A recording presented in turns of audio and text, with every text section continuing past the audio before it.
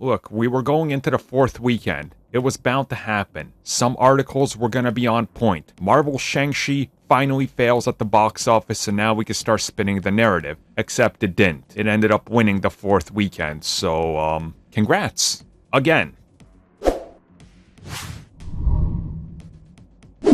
Okay, it's time to remove whatever new film was coming out this weekend to go up against Shang-Chi, replace it with Venom Let There Be Carnage, put it out before Venom, and officially celebrate that you were correct this upcoming weekend.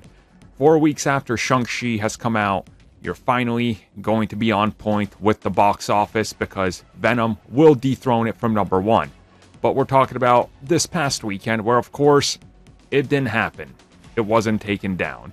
There was some questions whether that film with the guy that looks like he's like 48 playing, I guess, like an 18-year-old was going to take it down.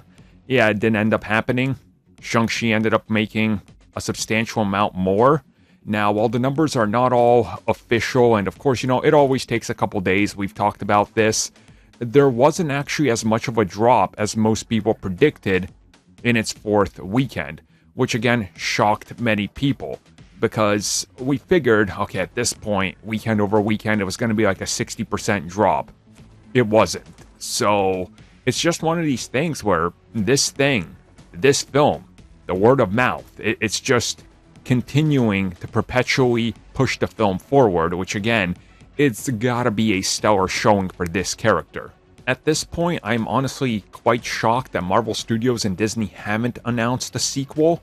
Like you would have thought they would have done after the first or second weekend.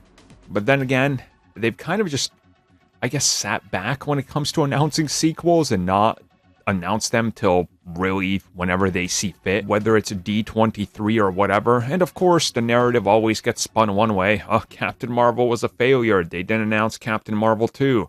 Black Panther underperformed. They didn't announce Black Panther 2. They're just on their own schedule now. I'm sure eternally, if we look at this thing, it's doing as good as one would expect it to do in this day and age, and probably better than most people expect it.